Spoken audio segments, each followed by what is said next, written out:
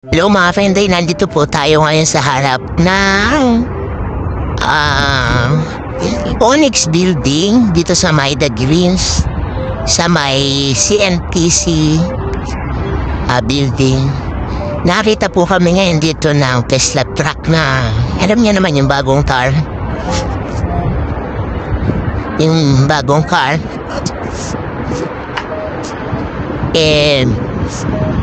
Pinipicture namin. Yan yung building na makakatabi niya. Kaya lang saglit lang day.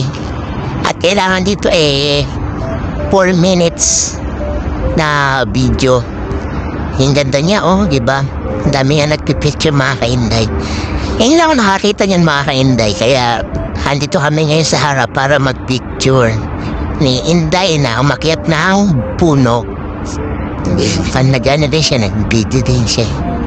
Iba ang ganda mga kainday, kakaiba siya. Ganda pa ng design. Yan yung bagong labas na Tesla.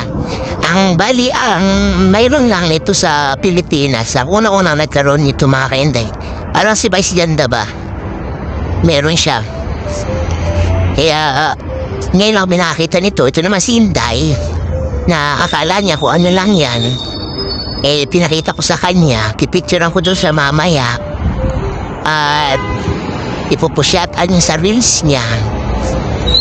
Lahat ang nakakakita humihinto kasi madalang tumakita mga kainday. Kinakikita ko lang sa inyo kung ano yung forma ng Tesla truck. Yung bagong labas ng Tesla.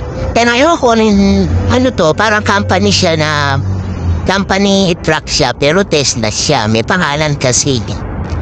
Hindi ko alam kung anong board ba to o deliberate excellence mga kainday. Ang dami nagpipicture kanina kami na lang kayo ni Inday. Pakikita po lang sa inyo mga kainday. Maganda sana kung sa umaga makikita natin kaso wala Ito lang ang kaya sa dilim.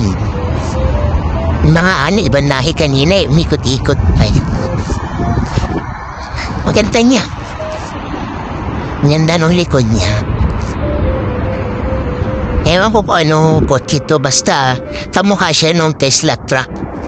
Ganda pa ng kulay orange, kaya lang medyo madumi mga kainday.